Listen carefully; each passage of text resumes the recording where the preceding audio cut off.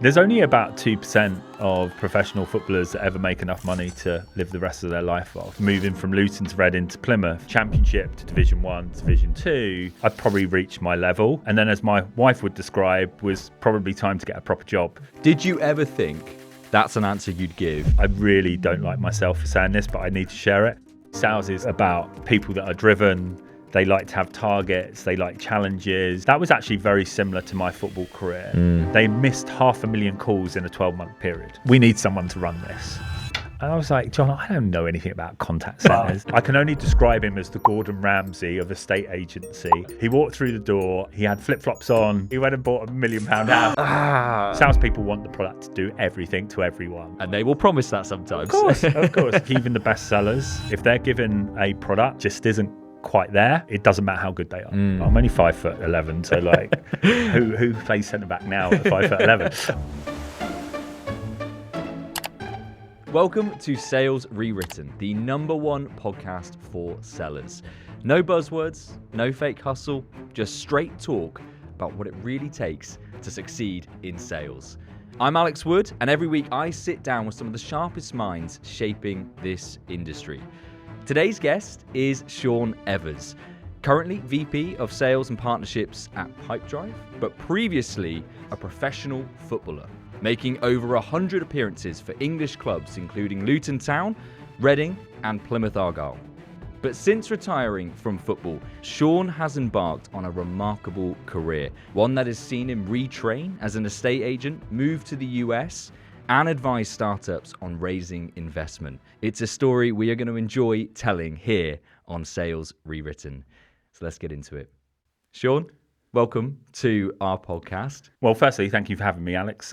Looking forward to our chat today. When someone asks you what you do for a living, how do you describe it? I firstly just described that I'm in sales. I always think like it's good to be proud to be in sales. There's always that connotation of like, are they shady? Are they not? Yeah. So I always say that I'm in sales, and I'm very proud of that. Did you ever think that's an answer you'd give if I was asking you that same question maybe 20 years ago? Yeah, maybe. So yeah, I started my career as a professional sports person in professional football in the UK.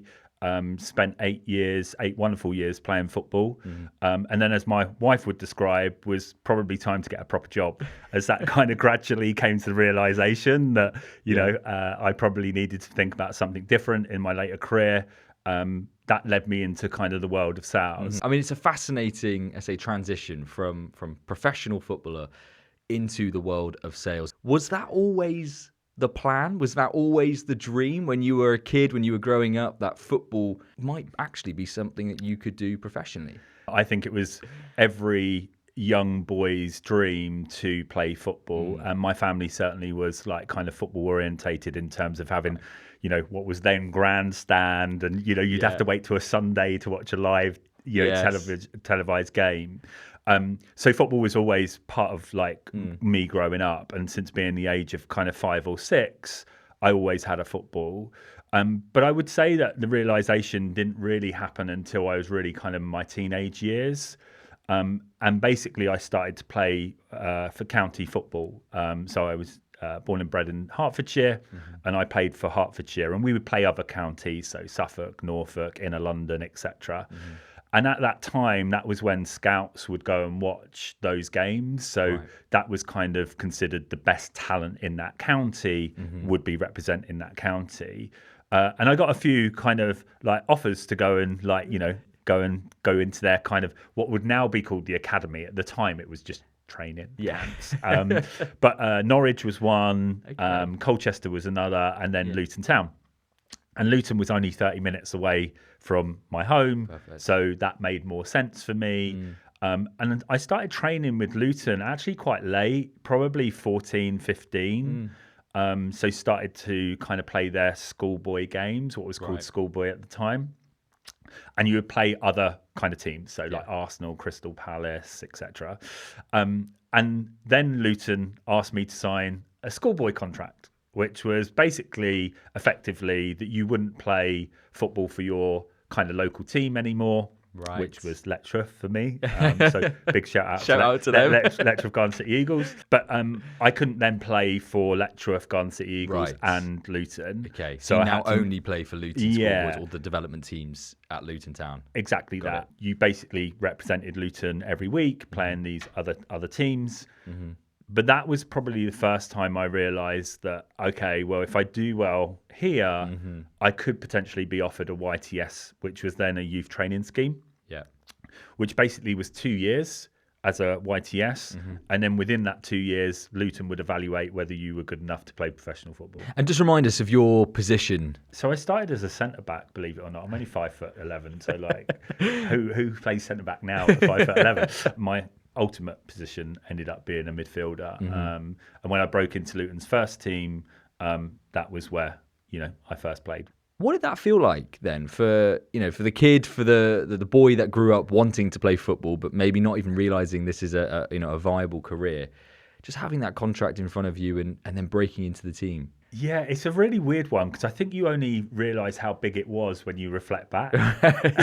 So at the time, and it sounds really arrogant, and it really doesn't admit. But at the time, it was like I went from schoolboy YTS breaking into the team. Yeah.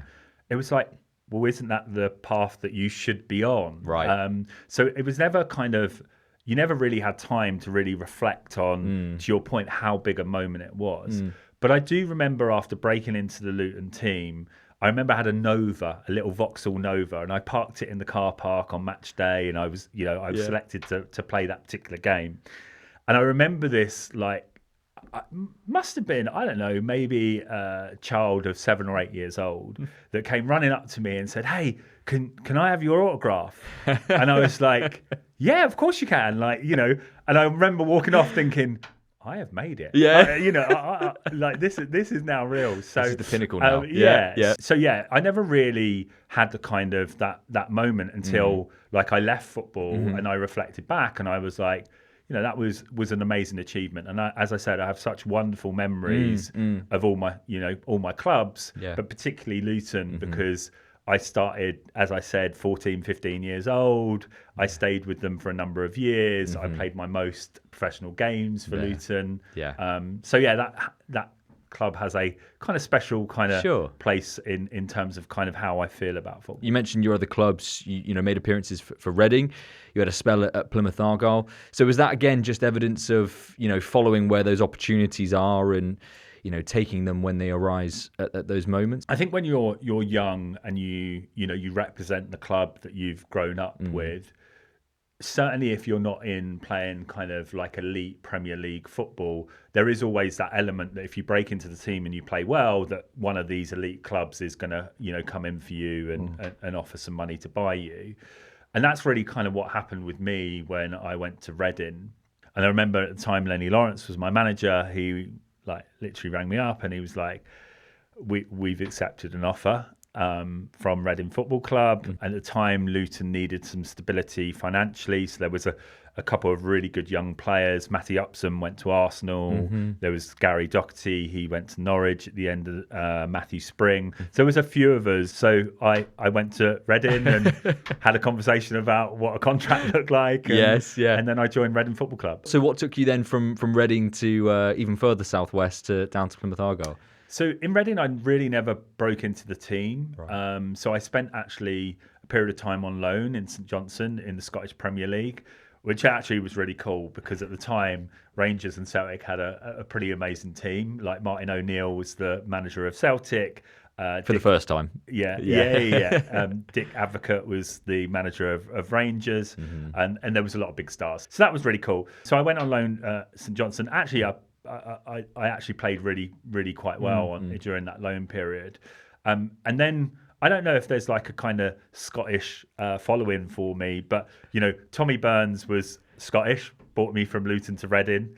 Sandy Clark was clearly Scottish, took me to St Johnstone. And then Paul Sturrock was ultimately a Scottish guy that took me to to Plymouth Argyle. So the Scots have a real affinity for you. I didn't realise there was that love for yeah, you as a player. Yeah. Clearly, Has that followed you into the world of sales? So you've got an affinity for any Scots? I'm just trying to think. No, I don't. No, certainly not as much. Certainly as not. Yeah. Can you tell us? And you're welcome to not answer this, but footballers today probably can retire and not have to do anything after.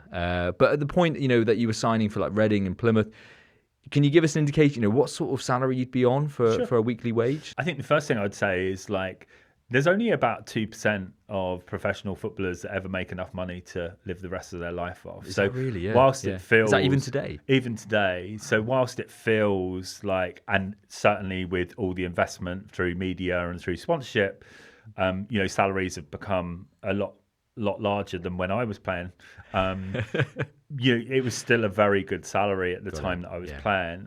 To give you a rough idea, you'd probably be, if you were like at that time, like late 1990s, early 2000s, somewhere between 100 to 150k, which was like 2 to 3k a week. You're still earning a good career, you're making a good go of it if you're making it as a footballer, right? Yeah, exactly. The kind of, as you probably move towards kind of the lower divisions, it probably starts to get down to like 50 to 70k, 75. But again, was still a really good salary for playing professional sports. Absolutely. The kind of thing that was always in your mind is there's always kind of a window where your body won't allow you to play at a top level. Having said that, people like Ronaldo and stuff are bucking that trend now. But at the time, it was kind of considered, by mid-30s, you were sort of coming towards the end of your career, and certainly kind of 34, 35, you would probably need to start to think about a life outside of football. Is that when you started to maybe think about that then, in terms of, was it the body kind of making the decision for you?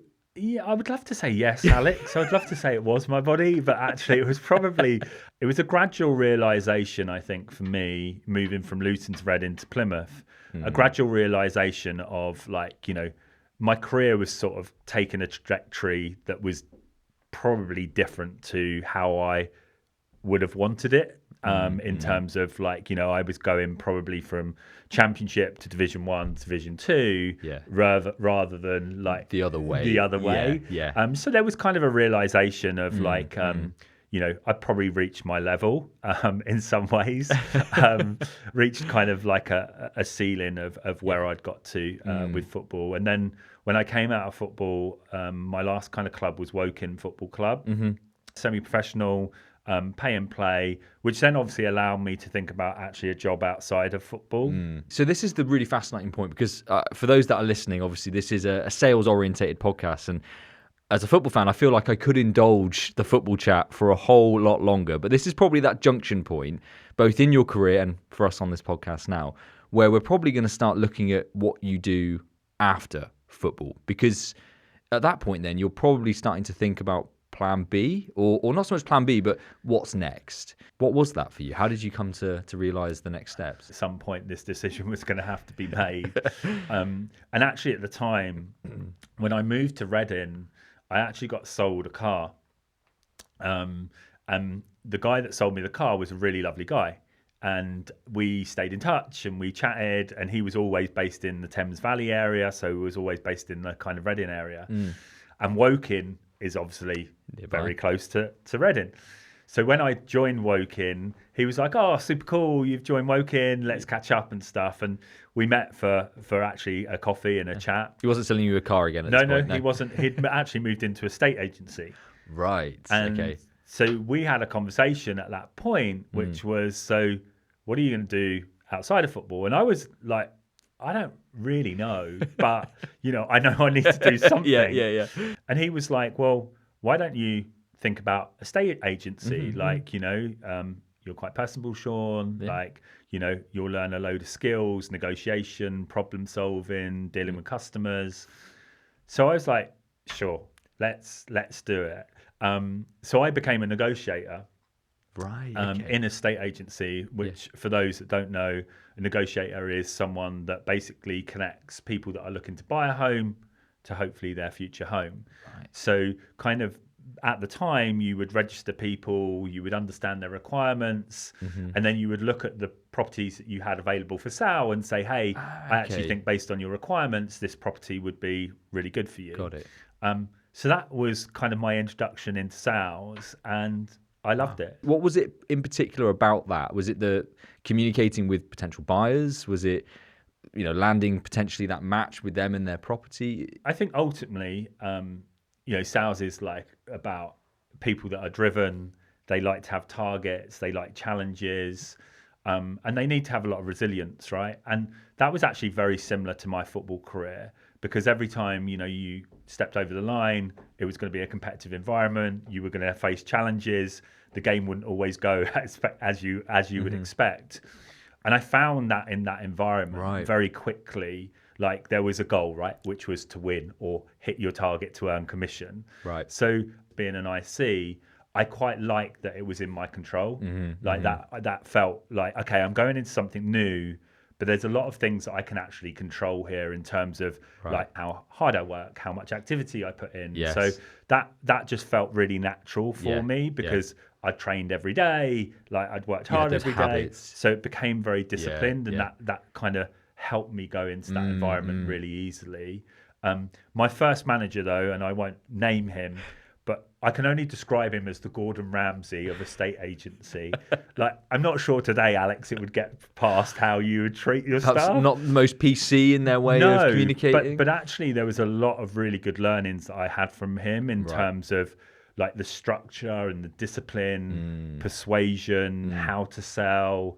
Like there was a lot of good foundations that I got early.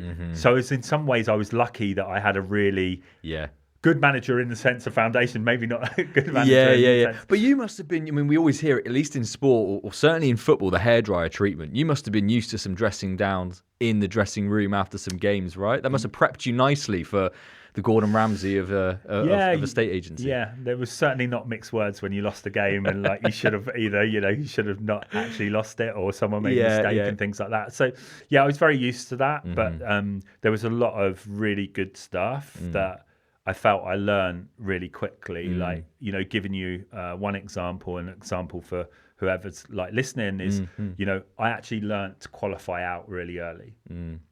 What I mean by that is, everyone would register looking to buy a home, but not everyone might have a mortgage in principle, or they might not have a genuine reason of moving to this particular area. So I actually learned really quickly that actually asking some questions about, how you're going to finance this, have you spoken to a mortgage advisor, for example, I could sense whether someone was going to be a fit or not. And actually I used to pass my applicants to other sellers, which was really bizarre, because most people would run maybe 100 to 200 applicants, i.e. people looking for buying homes in the area at any one time. Whereas I probably ran between 25 and 50. So far more selective then. So I'd actually worked out pretty quickly that my time was the most important thing to me. So how do I manage my time to get everything I wanted to get done to do that? But there was one tale which was really funny. I remember working on a Sunday, and there was a guy that came in through the door, and I really don't like myself for saying this, but I need to share it. He walked through the door, and it wasn't a typical person. He had flip-flops on, like, pair of shorts, Bermuda shorts. And I done the classic, I don't think this person's serious. They're not serious. And Darren, who was working with me at the time, I said, Darren, someone's just walked in. Like, do you want to take them? Anyway, he went and bought £1 million house. There was a big commission to that. Like, at the time, like, it was a big commission. I was like, okay. I need to take a little bit of time on discovery. Maybe you're being a bit too selective with your out qualifying. Totally. So so that was a really funny story that stayed with me. So you're doing that for a couple of years, is that right? And then sort of started to think about other avenues, or again, was this a case of an opportunity came your way and you thought that might be worth exploring? I always think in life, like, like anything professional and personal is not linear. I think it's more like a kind of windy path, right? Like, so, it doesn't always, even with the most structured plan, there are Yeah. reasons that you need to adapt and come off track. And, Sure. and I think sometimes that personal and professional blurs. And the reason why I share that is it definitely did for me. So my last professional club was Plymouth Argyle.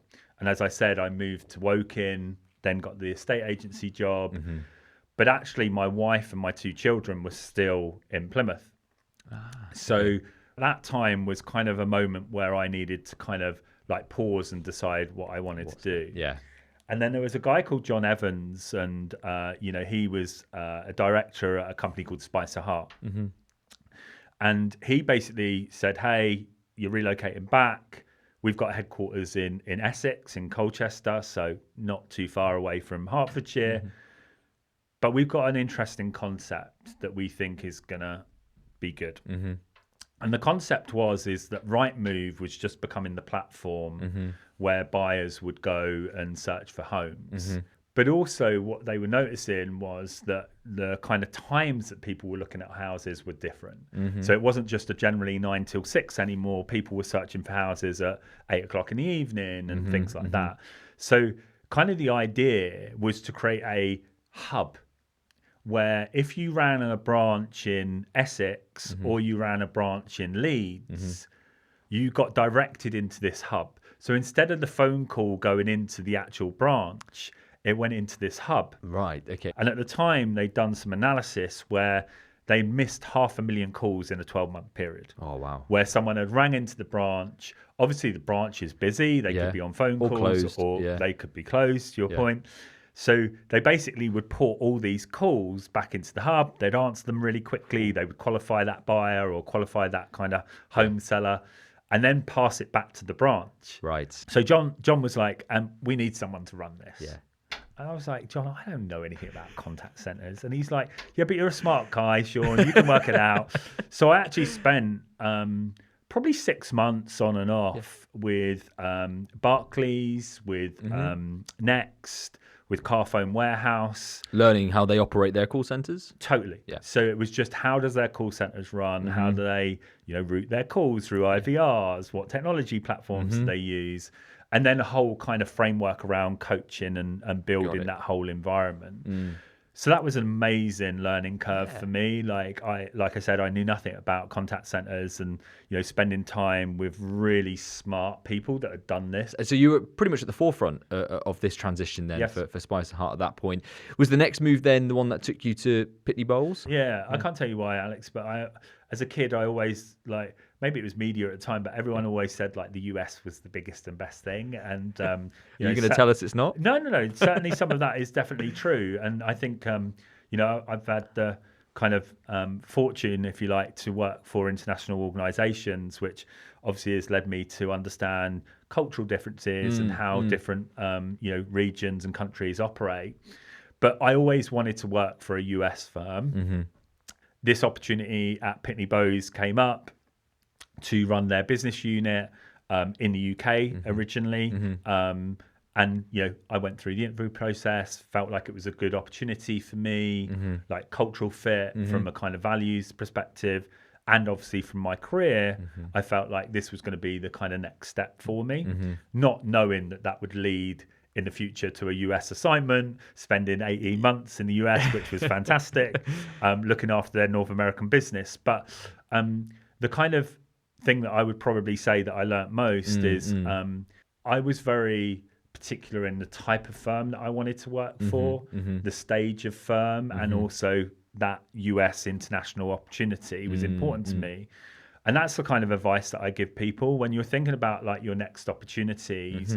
Think about the firm that you're working for, the stage of the company. Is it an early startup? Is it more scale? Is it more mature? And think about what experiences and learnings that you want. And that should hopefully give you a good guidance on the choices that then you would make on that opportunity. And obviously very different from selling houses or matching potential buyers to property. Pitney Bowes, what do they do for anyone that's not familiar with the brand or the company? Yeah, so they've definitely diversified into kind of e-commerce and kind of technology now. But at the time I was with them, it was predominantly, they were well known for postage meters, or what we call in the UK franking machines. So imagine you get some form of letter in the post, but it doesn't have a stamp, it normally has been franked by a machine. And Pitney Bowes was actually the inventor of the franking machine. There you go. Super cool. They're over 100 years old. But yeah, that's predominantly what they did. And you were there for a good few years as well. Worked your way up from a business manager up to director of sales as well. And you mentioned the stint in the US. Yes. When you look back, what were you doing that was putting you in a position to get promoted, to be recognized for the work you're putting in? Like, what specifically was happening that helped you on your way? I think you hit the nail on the head, right? Sales is very kind of performance reward, and it sort of goes in that trajectory.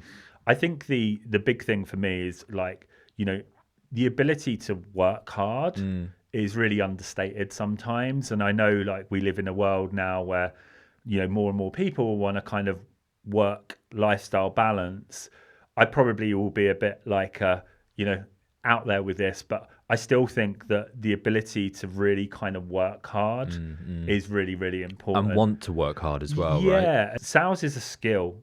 And even today, and I've spent like, the last kind of 18 years, nearly 20 years now doing this, I still feel like I'm learning. Yeah. And I still feel like I'm having to put that work in, listen to podcasts like this, read books.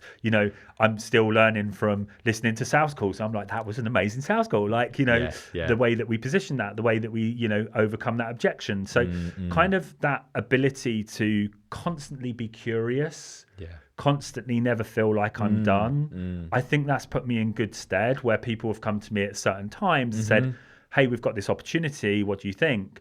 And again, my advice would be, even if you feel like this opportunity is like kind of out there for you, just say yes. Yeah. What's the worst thing that can happen, right? You mess it up, you fail, but you learn a whole bunch of stuff about yourself, or you learn about, okay, I made the wrong decision, or I made the wrong, judgment here. But that's really what happened for me. Was I worked really hard.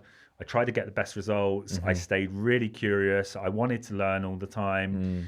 And then I think as you start to move from IC to team manager to running functions, you have to start to think about different skills that you need at that point. And my kind of biggest advice is make sure that you have a big network, because every time you move up into a role that maybe feels a little bit out of your depth, if you've got a network where you can say, hey, I've got this problem, can I just get your like advice or your view of how you've done this? That really has helped me in terms of my career. And is that a network you've built purely internally, or are you saying actually a network that even goes perhaps beyond the company, maybe an external as well, mentors? Is that something you would encourage particularly younger salespeople to maybe think about? I think it's twofold. So one is your kind of network. Hopefully you're, again, selecting the right organizations, the right managers, the right leaders to work for, where you're able to learn from them at the time, but also stay in touch with them so that you can, actually lean on that, whether that's mentorship or just general kind of relationship. The other piece is when you go to events, like the ability to actually seek out like people. If you're listening to a podcast and you like Alex, reach out to Alex on LinkedIn, say, hey, I really loved your thing. Can we stay in touch? Can I talk? 9 times out of people really get a lot of satisfaction out of helping and, supporting people. So yeah, I would definitely encourage ways of reaching out to build your network so that when you move into these roles that feel out of your depth, you go, hey, you've done this before. Could you share some learning so I don't make the same mistake? For sure. You obviously spent time, as you've discussed, about, as a footballer, with managers, in a very different setting. You mentioned your Gordon Ramsey of managers when you were stepping into a state agency. So when I ask you, what type of manager have you learned to become? I think once you become leading a function or, VP or even at C-suite, your role changes from being in the details and in the weeds to setting vision and kind of, where the next kind of 3 to 5 years are. Yeah. So not necessarily focusing on today, but actually where are we going to be in the, down the line in the next kind of couple of years. And I think that's the important transition that you need to have. So my kind of style now is like, I'm thinking about, well, where do I want the function and the team to be in 2-3 years time? But the biggest learning I have, having worked for some big organizations like Sage and Pitney Bowes, which are kind of, they're publicly listed organizations on the NASDAQ, on the London Stock Exchange. The one thing that I really learned, well, there was a couple of things, but the one thing that I really learned was about alignment with product. Right.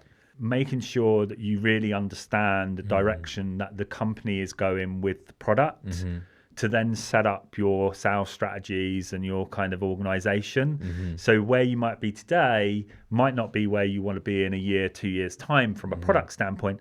That changes value proposition. It maybe changes segment of customers that you're going after. So I spend a lot of time really aligning with the product leadership so that I can then think about, okay, what does that mean for our function and how do I then enable that function?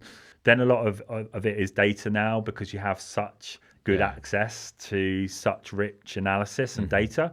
You're able to drive decisions and calls based on that data and trends. And then the last bit I think is really underplayed and certainly not taught as much is how do you lead with empathy in sales particularly, because sales is a hard gig. I always say the biggest thing you need in sales is resilience, right? Like, because you're going to have good months, bad months, but you need to be able to bounce back and you need to like get off that call that's not gone so good and get on your next call and go, okay, I need this call to be better than that last call, for example. So you definitely need that resilience. And I think the bit that I think I'm most proud of in terms of how I lead is I listen to understand. Like, how do I understand someone's job today? What are they doing on a day-to-day basis? How can I support an enablement, enable them to get the best kind of result for them and for the business? Absolutely.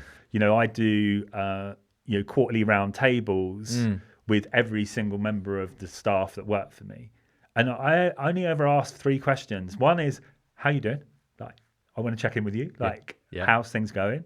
Secondly, what are your kind of blockers? Like, what's stopping you today? What could I do? And then how can I help? Like, those are like that generally, that's generally, and like they're called skip levels. So I do them all the way down the organization. So it gives me a sense of allowing them to bring things to me, but me really trying to listen to understand, okay, what is going on, but also what's not being said. Yes. So that you can then really understand and be kind of really attuned to what your function's feeling and how it's going. I just want to pick up on your point. I mean, sales is brutal. It is, and that's the simple truth. And especially when you are in a world where no is a very common response. Is football and sport helped you, do you think, be someone who can handle those difficult moments and those hard conversations? So I came to sales a little bit later in my career. Yeah. So I came with a little bit more of kind of experience of football and how that worked. And kind of football was the same, in some ways. Imagine, it's a really important chance. You're drawing the game and it's 1 minute to go and you have a really good opportunity to score a goal and you don't quite take it, right? For whatever reason. The ability to still go, but there's still time left. Yeah. There's still a minute to play or there's still another 2 minutes left. And actually put that outside is so important because the next time that opportunity comes up, hopefully you get a better outcome. And if you don't, that's okay. But it's the ability to be able to not hold on, let it go, and actually then go, okay, I need to set myself like this. Now, I'm going to, I guess, summarize elements of where you went beyond Pitney Bowes, because there are other chapters as well. But from there, you eventually end up at accountancy firm Sage, which I'm sure a lot of people will be familiar with. You were VP of sales there. This is sort of 2016. You also had a stint in VC, in an interesting time as well during COVID. And then eventually you end up at Pipedrive. When you, I guess, look at that in terms of jumping from different sector to sector, what is it that's kind of guided you? I think you always have hopefully an element of kind of confidence. And when I say confidence, I mean competency of confidence. So I understand process, I understand people, I understand a P&L. So that kind of foundational element was always kind of with me. So I had to learn maybe an industry or a different motion, but I could probably pick it up pretty quickly based on that foundation that I had. Got it. And I'd kind of had the publicly listed with Pitney Bowes and Sage, which was amazing experience. Then I wanted to understand kind of pre-seed, which led me to kind of the VC, kind of understanding that. And then obviously I did post-IPO with Funding Circle. Yeah. So again, I sort of understood. So the bit that actually really drove me to Pipedrive was they were in that interesting space and still are today of, okay, here's an organization that has scaled tremendously, but actually their kind of journey now with the PE company that owns Pipedrive is either kind of IPO or it's to do a strategic exit. Maybe that's something just to explore in terms of advice you'd give then to people who are in sales and thinking strategically about their moves. You are looking at that spectrum of pre-seed or startup through to publicly listed. Where's the opportunity, the maximum opportunity for someone to really grow fast? Firstly, are they aligned to kind of your values and does that work for you? Because there's always going to be an element of opportunity in a new role, and an element of risk. So when you're thinking about people that you want to work for, are you going to be able to learn from them, to help you grow? Are they really invested in helping you grow? So and helping you grow quickly, achieve your targets, all of that good stuff. But ultimately, if you stay there 1 year, 2 years, 3 years, you want to come out of that organization or that company a lot more kind of developed than you do going in. So really think about, is that really set up? So when you're thinking about the questions to ask, ask them, what does training look like? What does onboarding look like? How do you keep it on? How do you keep progressing me after onboarding? All of those will become really based on the answers back, you'll get a really good feel of whether this is right for you. So I would think about kind of experiences and learning and growth that you want to do and look for organizations like that. My biggest advice, and it's always hard in startups, but you have to try and understand, is the product good? Yeah. What if it's not? If it's not, honestly, if it's not, I would be really cautious about selling it, taking that opportunity, because I think even the best sellers and the top performers, if they're given a product that just isn't quite there, it doesn't matter how good they are. It really doesn't. On the reverse of it, if you have a good product, but it's still developing, it doesn't have to be fully developed. Nothing's going to be fully developed. But they have a good product that you believe in, you really, that is so much the battle of sales. I want to ask as well, just I guess some more general questions about sales and what you've seen and observed over the last 15, 20 years or so. I'm too old now. No, that's not what I was saying. But you've obviously been in and around it now long enough to, have seen what works fundamentally.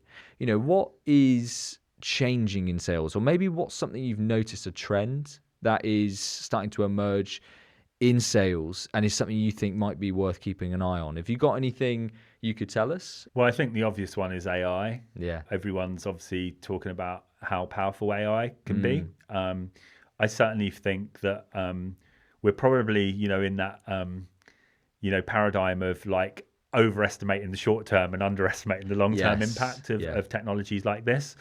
I think the ability for every leader now to understand AI, if you're not kind of, vibe coding on Lovable, doing the stuff yourself, I think it's going to be really tough in the future to do that. From a seller's perspective, how do you, adopt AI to help you be more kind of efficient? And what I mean by that is kind of things, think about all the general kind of low value tasks that you do, right? Updating a CRM or having to record the notes of that particular meeting. They're not really high value things that are going to help you get to your kind of targets. And I think the sellers that are going to really succeed in the next kind of 12, 18 months are the sellers that really adopt and use AI to help them with those low value activities, to give them more time on the high value activities. Got it.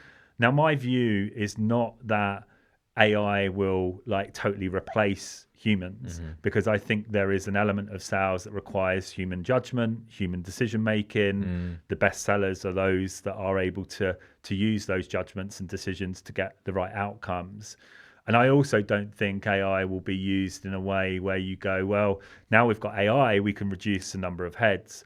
The way I look at it is, how do I enable someone to be more productive to get a better result for them for the company? So maybe if your quota today is 1 million in terms of over the year, maybe actually your quota might be 1.2 next year, but you're getting 20% of that output by using these kind of technologies to, as I said, to do the low value tasks. It's interesting you mentioned that sales is predominantly still a human relationship piece. Yeah. But of course, there are already some solutions on the market that are, effectively taking reps' roles. I mean, there are some market solutions out there that are saying, install this bit of kit.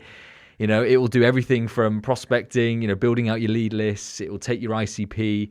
It'll tell you who to dial, and it will even do some automation to effectively qualify and put a meeting in the diary, which is ready to go. Do you believe all that? Are we there? I speak to loads of like my peers that are like CROs, VPs, etc. And obviously people are testing this stuff, but no one's really able to articulate the ROI very clearly at the moment. And obviously there's still a kind of trust factor, right? Like, if someone calls my phone and I can sort of spot today that it's an AI call, do I engage with it? There's kind of that ability. There's also kind of personalization in terms of outreach, and tools like Survey are amazing for that because they're pulling different data points and pulling in signals. Yeah. And I think using AI for those things and using data to drive better kind of engagement points is amazing. Like for everyone, for the customer, for the seller. What I still believe is in terms of kind of that relationship building and that kind of, as I said, that human judgment and helping a customer understand, the stories, helping the customer understand the ROI of the product.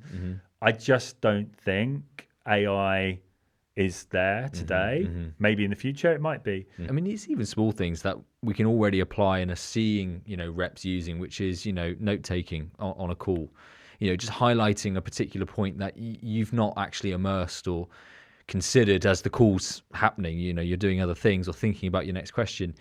And that there is a signal you can pay more attention to in later stages and progressing. It's just small things like that. Totally. And being able to run prompts, right? So being able to run prompts across I remember, if I wanted to understand the quality of our calls or demos, I would physically watch them all weekend. My wife would be like, can we, like, I know you need to do this, but like, there's a line. Can we stop listening to calls? And I'd be like, oh no, but I really need just this one last one.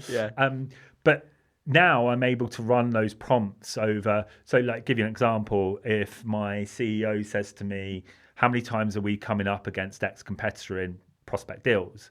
I can run a prompt on hundreds and thousands of calls that will literally say, hey, 60% of your calls, you're coming up against this competitor. Wow. So you can do that level of analysis pretty much off and then jump. You can think about like your kind of value proposition. So you can work with the sales team and say, right, okay, we're coming up 60% of the time against this particular competitor. Where do we win? Where do we lose? How do we want to position the product? And we can do all of those really, really, really cool things that would have taken us, hours, weeks, months, years even to come up with that. So that, that enablement of that technology is huge. The sellers that are going to be successful in at least now and in the near future are AI literate. They're actually actively using these tools. If they're not already, they should be. Data, be familiar with buying signals and keeping an eye on what's happening in trends and in the numbers. And then are there any other sort of technical hard skills or even soft skills that you think are integral to the modern day seller? I think of a modern day seller as a kind of mountain guide, right? Imagine if we were going to, do any kind of mountain, right, that we wanted to climb. You're probably not going to do it on your own if you're doing it for like the first, second, third, fourth time. And even if you're experienced, if it's a new mountain, you probably want a guide. Yeah. And that's the way I see a salesperson is they're there to help guide. They're not there to persuade or influence. Yes, there's a little bit of that always because of the psychology element of sales. But it's how do you become a trusted guide and an advisor? People use a trusted advisor a lot. I actually just talk about like being a Sherpa. Like, how do you be the Sherpa that's going to guide someone up the mountain? Yeah. And how do you help someone reach the right decision for them and their business whilst articulating your solution that can help them solve their pain or give them an ROI or solve their risk element that they've got a challenge on? So it's kind of like, how do you do that in a way that feels really, really kind of genuine, authentic, and feels like you're on my side? You're not trying to sell to me, you're trying to help me make the right decision. The other thing that I think is really important for sellers today is, like, what's your point of view? Like, do you have a point of view? On the product? On the that product, you're selling? on the industry, it can be, but what is your point of view? You have to be able to educate a buyer today. Like, so if I'm sitting down with you, like, and we're thinking about like kind of LinkedIn prospecting, do I have a point of view on that? On where the market's going, how it's shaping up? Have I got some customer stories that I can share with you? Like, because if you come off that call going, hey, I hadn't really thought about it like that. Like, that's actually pretty interesting. I should actually give that some more time. That is so powerful. And even if that person's not ready to buy today, they'll remember that conversation or that education part that you've given them. And in 6 months' time, a year's time, they come back and go, right, I'm ready now. Have an opinion Yes. on something and lean into that. Yeah. Because that's what the person or the prospect is going to remember. Totally. And, you know, that can be directed by product as well, right? Like, so of course. That's why I was saying, like, what I learned at kind of those bigger organizations, they were very aligned to product, and sales came sort of as the add-on of where the product was going. And that alignment allows you to have a point of view. So there'll be things in product that you have to make a decision on, right?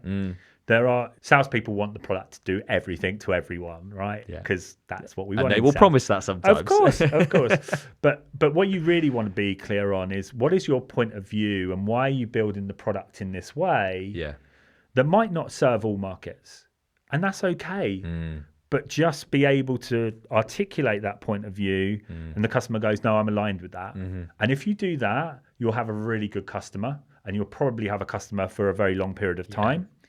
If you're not aligned on that point of view, you're actually better off not entering that relationship, because you'll probably damage it. They'll probably churn in the future. So having that point of view is super important. Have a point of view. And I think that's really, really sound advice. Sean, what is next? I'm assuming it's not a return to the football pitch. I'm far too old and rubbish now. Right now, I'm super focused on Pipedrive, continuing to grow and support the teams that I look after today. I'm also, as I said, I'm super curious of any kind of opportunities where I can help or support any startups or businesses that need kind of like that is a big passion of mine, as I said. So kind of what's next at the moment is continuing my journey with Pipedrive.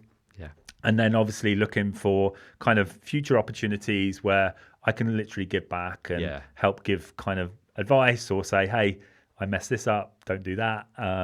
So that's kind of what I'm focused on right now. Well, Sean, we are pretty much at time here on Sales Rewritten. So I want to thank you for coming in and giving us your time, telling us your story. Thank you very much. I appreciate it. Well, that is it for today's episode of Sales Rewritten. Our thanks, a huge thanks to Sean Evers for joining us and sharing a career that proves you don't need a straight line to end up somewhere meaningful. From football, from professional football, to VP of Sales. It has been quite the journey for you. And if you enjoyed listening along to it, then please do take a moment to rate our podcast on Spotify, Apple Music, and subscribe on YouTube. All you need to do, just search for Surf HQ on YouTube or Sales Rewritten, wherever you get your podcasts from, and you will find us. I'm Alex Wood. Thank you so much for listening. And remember this, good sales isn't about closing faster.